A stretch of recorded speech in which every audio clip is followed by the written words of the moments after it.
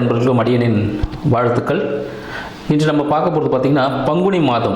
பங்குனி மாதத்தின் சிறப்புகள்லாம் ஃபஸ்ட்டு என்னன்னு சொல்லிட்டு பார்த்துருவோம். பங்குனி மாதம்னா பார்த்திங்கன்னா நம்ம தமிழ் ஆண்டு, சரிங்களா, தமிழ் ஆண்டோட கடைசி ஒரு மாதம்னு சொல்லலாம். அடுத்து பார்த்திங்கன்னா அடுத்து ஒரு புது வருட பிறப்புக்காக நம்ம காத்துட்ருக்கோம்னு சொல்லலாம். இந்த வருட முடிவில் எப்படிலாம் இருக்க பொழுது நம்ம 12 ராசிகளுக்கும் இந்த ராசிகளுக்கு என்னென்ன விஷயங்கள் செய்யணும் அப்படின்ற விஷயத்தை பார்ப்போம். மேலும் பார்த்திங்கன்னா இந்த பங்குனி மாதத்தில் சிறப்பான விஷயங்கள் நிறைய இருக்குது. நிறைய பேர் திருமணத்துக்காகலாம் காத்துட்டு இருந்திருப்பீங்க. ஏன்னா தை பிறந்தால் வழி பிறக்கும் சொல்லியிருப்பாங்க. அது தையில் வழி பிறந்து நிறைய பேர் திருமணத்துக்கு காத்து கொண்டிருப்பீங்க. உங்களுக்கு எல்லாருக்கும் பார்த்தீங்கன்னா திருமணம் இந்த காலகட்டத்தில் செய்யலாமான்னு கேட்டீங்கன்னா கண்டிப்பாக செய்யலாம். ஏன் அப்படின்னு பார்த்தீங்கன்னா இந்த பங்குனி மாதத்தில் பல தெய்வங்களுக்கு திருமண காலம் நடந்திருக்கு, சரிங்களா. நிறைய திருமணங்கள், இப்போ சிவன் பார்வதியாக இருக்கட்டும், அப்புறம் முருகர் தெய்வானை இருக்கட்டும். ஸோ இது போல் நிறைய விஷயங்கள் எல்லாம் பார்த்தீங்கன்னா அந்த திருமணங்கள் அதிகமாக நடந்துட்டுருக்கு. இதில் பங்குனி உத்திரம் அப்படின்ற சிறப்பான ஒரு விஷயமும் இருக்குது. அதை பற்றி நம்ம தெளிவாக பார்ப்போம். பங்குனி உத்திரம் பார்த்தீங்கன்னா 1 ஏப்ரல் 1ஆம் தேதி இந்த பங்குனி உத்திரம் வருது. அந்த பௌர்ணமியின் சிறப்புகள் எல்லா மாதத்துலையும் அந்த பௌர்ணமி வரும்போது ஒரு சிறப்பான விஷயங்கள் இருக்குது. இந்த உத்திர நட்சத்திரம் அந்த பௌர்ணமி திதியில் வரும்போது பார்த்தீங்கன்னா அன்றைக்கி தான் சிவபெருமானுக்கும் பார்வதி தாயாருக்கும் திருமணம் நடந்திருக்குன்னு சொல்லலாம். மேலும் பார்த்தீங்கன்னா நம்ம வள்ளி தெய்வானை, ஸோ தெய்வானை 2 ஒய்ஃப் இருப்பாங்க முருகருக்கு. அதில் தெய்வானையை கரம் பிடித்த தினம் முருகர் என்னைக்குன்னு பார்த்தீங்கன்னா இந்த பங்குனி உத்திர தினத்தில் தான். அப்போ இந்த ஐயப்பன், சரிங்களா, ஐயப்பன் பார்த்தீங்கன்னா அவரும் அவதரிச்சது.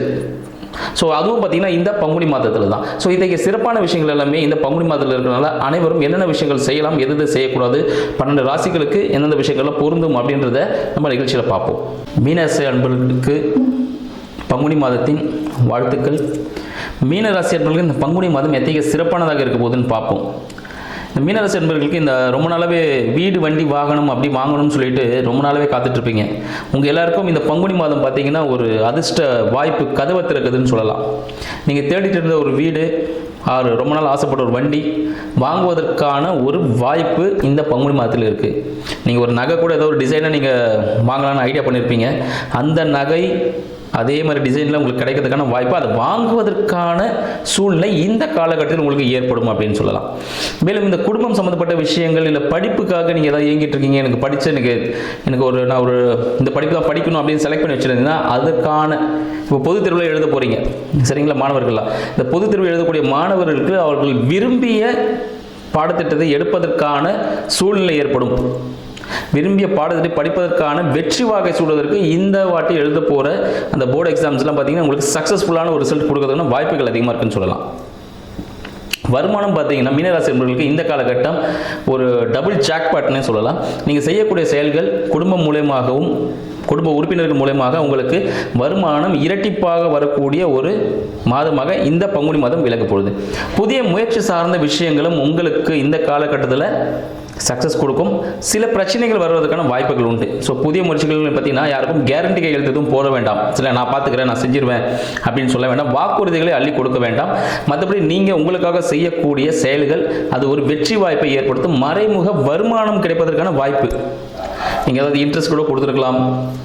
பேங்க்கில் ஒரு அமௌண்ட் எஃப்டிஓ ஒரு டெபாசிட் என்ன பண்ணி வச்சுருந்தீங்கன்னா அதுக்கான இன்ட்ரெஸ்ட் வந்துட்டு முதிர்வு தொகை உங்களுக்கு கிடைக்கிறதுக்கான வாய்ப்புகள் உண்டு. இன்சூரன்ஸ் போட்டிருந்தால் அது வரதுக்கான வாய்ப்புகள் உண்டு.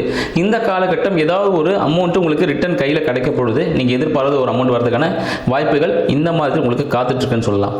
மேலும் பார்த்தீங்கன்னா நீங்கள் வீடு வண்டி வாகனம் இதெல்லாம் வாங்குறதா இருந்தால் புதிய வீடாகவே வாங்கலாம். இல்லை புதிய நிலமாக வாங்கிட்டு நீங்கள் வீடு கட்டுறதுக்கான வாய்ப்புகளும் புதிய வாகனங்கள் சேர்க்கை ஏற்படுவதற்கான வாய்ப்புகளும் இந்த காலகட்டத்தில் நல்லாவே இருக்குன்னு சொல்லலாம். தாயாரின் உடல்நிலை சார்ந்த விஷயங்களில் நல்ல முன்னேற்றம் இருக்கும். ஸோ கொழுப்பு சார்ந்த விஷயத்தை மட்டும் கொஞ்சம் அப்போ செக் பண்ணிக்கிறது நல்லது. குழந்தைகள் சார்ந்த விஷயங்கள் பார்க்கும்போது பார்த்தீங்கன்னா குழந்தைகளுக்கு சிறு ஏதாவது சின்னதாக ஒரு டிசீஸ் வந்து போகிறதுக்கான வாய்ப்புகள் உண்டு. ஏன்னா அந்த காலநிலை மாற்றம் ஏற்படுதில்ல, அதனால ஸோ அவுட் சைடு ஃபுட்டெல்லாம் தவிர்த்துட்டு வீட்டில் சமைக்கக்கூடிய உணவு உண்ணும்பொழுது அவங்களும் நல்லாவே இருப்பாங்க, நல்ல சூழ்நிலைகள் ஏற்படும். அரசாங்கம் சார்ந்த விஷயங்கள், வேலை சார்ந்த விஷயங்கள் பார்த்தீங்கன்னா சிறிய இழுபறி இருக்கும், நடக்காமல் போகாது. உங்களுக்கான சப்போர்ட் கிடைக்கும். கொஞ்சம் டிலே ஆகிட்டு அதுக்கான விஷயங்கள் உங்களுக்கு கண்டிப்பாக கிடைக்கக்கூடிய ஒரு மாதமாக இந்த மாதம் விளங்குதுன்னு சொல்லலாம். மேலும் பார்த்தீங்கன்னா உங்களுக்கான வரன், திருமணம் சம்மந்தப்பட்ட விஷயங்கள், உங்கள் நண்பர்கள் யாருன்னா பார்த்தா புதிய நண்பர்கள் அறிமுகம் ஆவதற்கான வாய்ப்புகள் உண்டு அப்படின்னு சொல்லலாம். நண்பர்களுக்காக சில செலவுகள் செய்ய வேண்டிய சூழ்நிலையும் ஏற்படும். ரொம்ப நாள் கழிச்சு பார்த்துருப்பீங்க. ஸோ அவங்களுக்காக இங்கே கூட்டு போகிறதா இருக்கலாம், அவங்களுக்கு ஒரு அமௌண்ட் ஸ்பெண்ட் பண்ணுறதா இருக்கலாம். ஸோ நண்பர்களுக்காக சிறிய விரயங்கள் செய்யக்கூடிய மாதமாகவும் இந்த மாதம் விளங்கப் போகிறது. இல்லைனா உங்களோட வாழ்க்கை துணை வாழ்க்கை துணைக்கு நீங்கள் ஏதாவது கிஃப்டாகவோ இல்லை ஏதாவது விஷயங்கள் அவங்களுக்காக செலவு செய்யக்கூடிய ஒரு மருத்துவ செலவாக கூட ஏற்படுறதுக்கான வாய்ப்புகள் உண்டு. அது கிஃப்டாக கொடுக்கறது நீங்கள் பாசிட்டிவாக மாற்றிக்கிறது, இல்லைனா அது ஒரு விரயமாகக்கூடிய ஒரு வாய்ப்பாகவும் அமைய போகுது அப்படின்னு சொல்லலாம். கோர்ட்டு கேஸ் வழக்குகள் இல்லை அறுவை சிகிச்சைக்கான விஷயங்கள் ஏதாவது இருக்குது, தீராத கடன் பிரச்சனையில் இருக்கீங்க. ஸோ அந்த விஷயங்கள் எல்லாமே பார்த்தீங்கன்னா இப்போ தீரக்கூடிய ஒரு அமைப்பாக இருக்குது. நீங்கள் தலையிட்டு நான் அதை முடிச்சிருவேன்னா அந்த விஷயத்தை முடிச்சிருவீங்க. ஏன்னா அதுக்கான பிரபஞ்சங்கள் உங்களுக்கான விஷயத்தை எல்லாத்தையும் செஞ்சு கொடுக்க ரெடியாகவே இருக்குது அப்படின்னு சொல்லலாம். மேலும் தந்தையார் சார்ந்த விஷயங்களில் தந்தைக்கு ஏதாவது ஒரு சில உதவிகள் தேவைப்படலாம், சரிங்களா? பண உதவியோ மருத்துவ உதவி ஏதாவது தேவைப்படலாம். அதுக்கான விஷயங்களுக்கு உங்களை நாடி வருவதற்கான வாய்ப்புகள் உண்டு. மேலும் பார்த்தீங்கன்னா குருக்களின் ஆசீர்வாதங்கள் கிடைப்பதற்கான வாய்ப்புகள், கோவில் குளங்கள், சரிங்களா, அங்கேருந்து உங்களுக்கு அழைப்பு வரலாம். ஆன்மீகம் சார்ந்த விஷயங்களில் பங்கு கொள்வதற்கு அழைப்பு வருவதற்கான வாய்ப்புகள் இந்த மாதத்தில் உங்களுக்கு இருக்குன்னு சொல்லலாம். மேலும் பார்த்தீங்கன்னா உங்களோட வியாபாரம் சார்ந்த விஷயங்கள், தொழில் சார்ந்த விஷயங்கள் மிகவும் சிறப்பானதாக இருப்பதற்கான வாய்ப்புகள் உண்டு. நண்பர்களின் ஆதரவு கிடைக்கும். மேலும் ஹியூஜ் இன்வெஸ்ட்மெண்ட் எதனா பண்ணுறதா இருந்தால் இந்த காலகட்டத்தில் பண்ணலாம், தாராளமாக செய்யலாம். குழந்தைகளின் பேரில் நீங்கள் ஏதாவது டெபாசிட் பண்ணுறது, ஸோ லேண்ட் வாங்குறது, இது போல விஷயங்களை உங்களுக்கு சாதகமான பலன்களை தரும் சொல்லலாம். உங்களுக்கான மிக பெரிய பரிகாரம் அப்படின்னு பார்த்தீங்கன்னா தொண்டு நிறுவனங்களுக்கு உதவி செய்வதும் குழந்தைகளை அன்பாக பார்த்துக்கணும், சரிங்களா?